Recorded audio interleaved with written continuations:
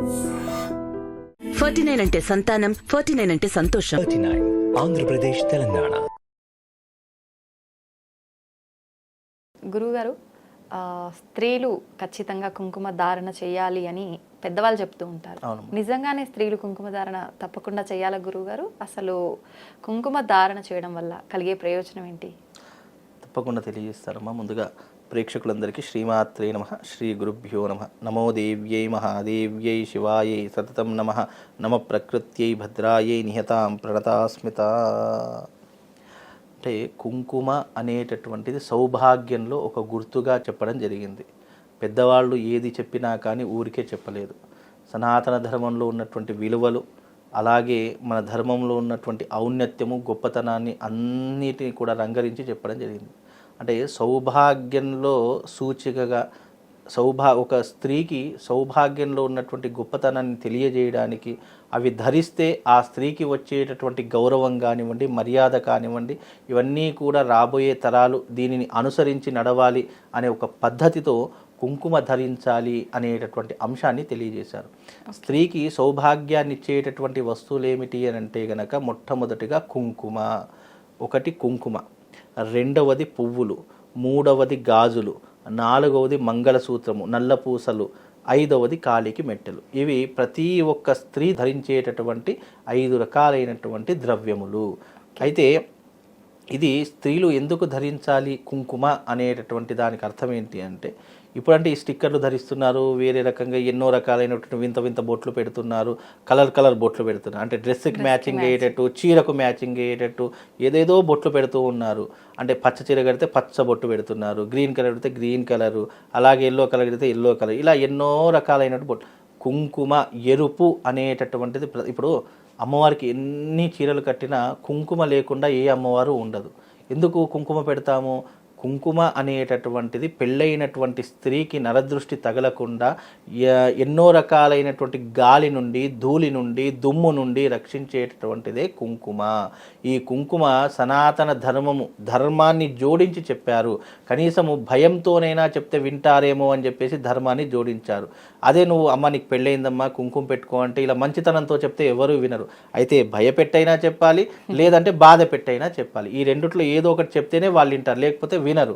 కాబట్టి కుంకుమ అన్నదానికి అర్థం ఏంటి అంటే, నువ్వు సౌభాగ్యవంతురాలుగా ఉండాలి, కలకాలు నువ్వు పెట్టుకునేటటువంటి కుంకుమ ఆధారంగానే నీ భర్త యొక్క ఆయుష్ ఉంటుంది. నువ్వు ధరించేటటువంటి సౌభాగ్య ద్రవ్యములతోనే ఆధారంగా నీ భర్త యొక్క ఆయుష్, నీ కుటుంబం యొక్క మనుగడ ఎప్పటికీ కూడా కొనసాగుతుంది. అందుకే ఇంటికి ఇల్లాలు దీపము అని అన్నారు. ఊరికి అనలేదు కదా.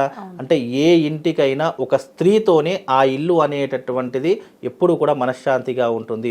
ఒక స్త్రీ చేత్తోనే ఒక కుటుంబం అనేటటువంటిది అభివృద్ధిలోకి వస్తుంది, కుటుంబం పెరుగుతుంది, వంశ అభివృద్ధి జరుగుతుంది. ఏదైనా జరగాలంటే అది కేవలం స్త్రీతోనే సాధ్యపడుతుంది. అలాంటి స్త్రీ మంగళకరమైనటువంటి ద్రవ్యములు గనక ధరించడం ద్వారా ఆ ఇంట్లో ఎప్పుడూ కూడా మంగళకరంగా ఉంటుంది. మంగళం అంటే ఏంటి? శుభము. మంగళం అంటే ఏంటి? అదృష్టము. మంగళం అంటే ఏంటి? ఒక అద్భుతమైనటువంటి యోగము.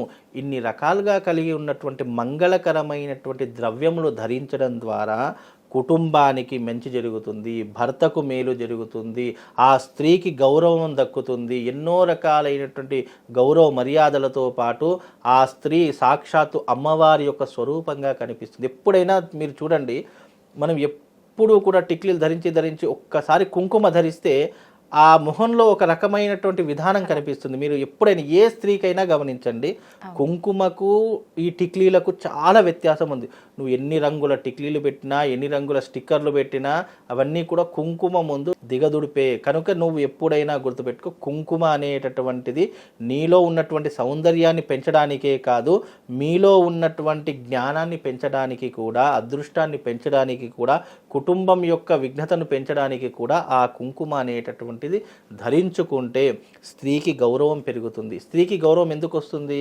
వేసుకునే బట్టల ద్వారా, మనం ధరించేటటువంటి ఆభరణాల ద్వారా, మనం పెట్టుకునేటటువంటి స్టిక్కర్ల ద్వారా, మనము పెట్టుకున్నటువంటి ఈ యొక్క అనేక రకములైనటువంటి వస్త్రధారణ వల్ల ఇలా ఎన్నో రకాలైనటువంటివి స్త్రీ ధరిస్తుంది. కాబట్టి ఆ స్త్రీకి అంత గౌరవం.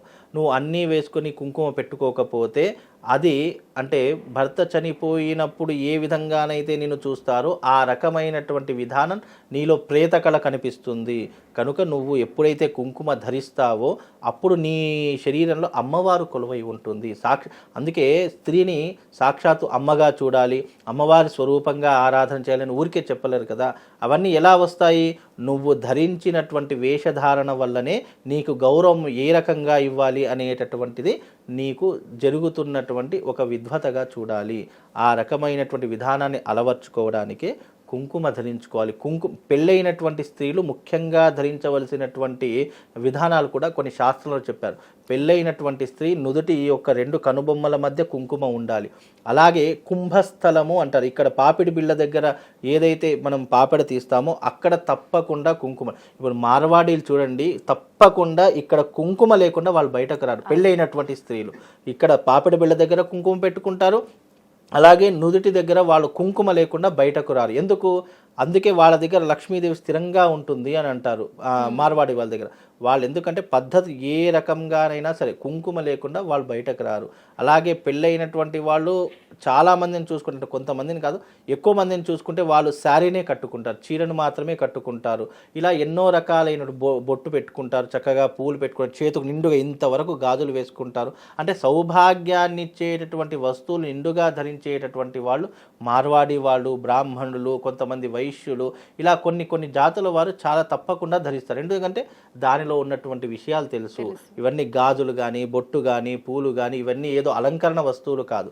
నీ జీవితాన్ని వృద్ధిలోకి తీసుకురావడానికి, నీ జీవితం అభివృద్ధిలోకి వెళ్ళడానికి మాత్రమే ఇవి. ఇప్పుడు నువ్వు ఏ రకంగా ఉన్నావో నీ పిల్లలు అదే రకంగా పెరుగుతారు. కాబట్టి ఆచారాలు సాంప్రదాయాలు ఎవరు నేర్పియాలి? ఎవరో నేర్పించినటువంటివి కాదు. మన తల్లిదండ్రుల్ని చూసే పిల్లలు నేర్చుకుంటారు. అంటే తల్లిని చూసో తండ్రిని చూసో విధానాలు నేర్చుకుంటారు తప్ప మనం ఏ రకంగా ఆచరణ చేస్తామో ఆ రకమైనటువంటి సాంప్రదాయాన్ని తరతరాలుగా ముందుకు తీసుకొని వెళ్ళాలి అని ఒక ఉద్దేశంతో ఈ కుంకుమ, గాజులు, బొట్టు, కాళ్ళకు మెట్టెలు, మంగళసూత్రం కూడా. ఇప్పుడు పెళ్ళి కోట్లు ఖర్చు పెట్టి చేస్తారు, కానీ పెళ్లిలో కేవలం నల్ల పూసలు ఎందుకు కడతారు? డైరెక్ట్ మరి బంగారమే వేయచ్చు కదా. మీరు ఎప్పుడైనా గమనించండి, మనం పెళ్లి చేసే సమయంలో బంగారం వెయ్యరు, డైరెక్ట్ ఏం చేస్తారు? నల్ల పూసలు కడతాము. ఎందుకు అంటే ప్రతి ఒక్క స్త్రీకి నల్ల పూస, ఎంత బంగారం ఉన్నా నీ మెడలో నీకు పెళ్ళయిందని గుర్తుపట్టడానికి నల్ల పూసలు లేకపోతే గనక నీవు పెళ్లి కానటువంటి స్త్రీ కింద ఉంటావు. ఎందుకు?